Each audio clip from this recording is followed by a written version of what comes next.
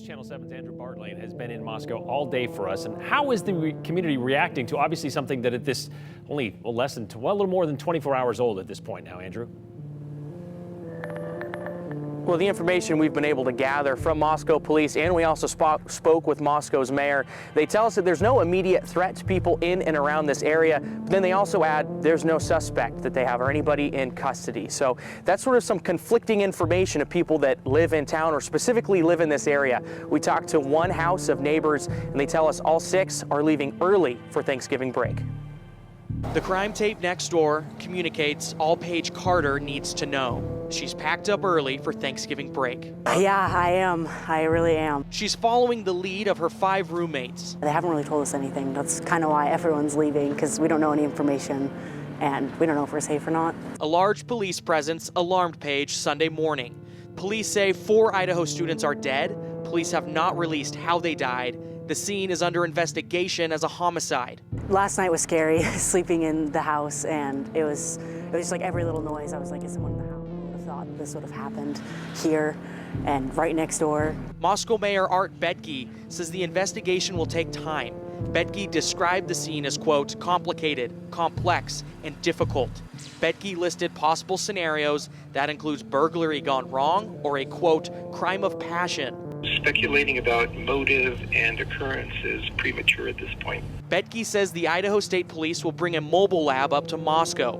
He says the lab is necessary to handle a scene of this magnitude. And it's going to take a while to march through the physical side of things. Both Mayor Betke and Moscow police say the crime is isolated to this scene alone. They do not believe there's an ongoing threat to the community. But students aren't taking a gamble. When Paige leaves today, she leaves behind the crime tape and scene. But the road out of town has one last reminder, a makeshift memorial for the victims next door. I definitely knew of them and I've talked to them a few times, but it's so horrible what happened. The university canceled classes today. Classes should resume tomorrow. And there's a lot of information we're still trying to get confirmed through the police who are investigating this. We've tried to reach out to the coroner as well. We're trying to find out, was this a violent scene? When exactly did this killing go down? Because it wasn't discovered by police till yesterday at around noon.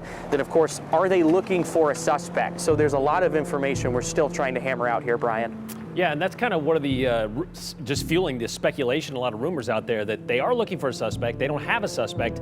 But what do we know about the victims? I think there was also this speculation, whether it was domestic violence or some sort of, one of them taking down the others kind of thing.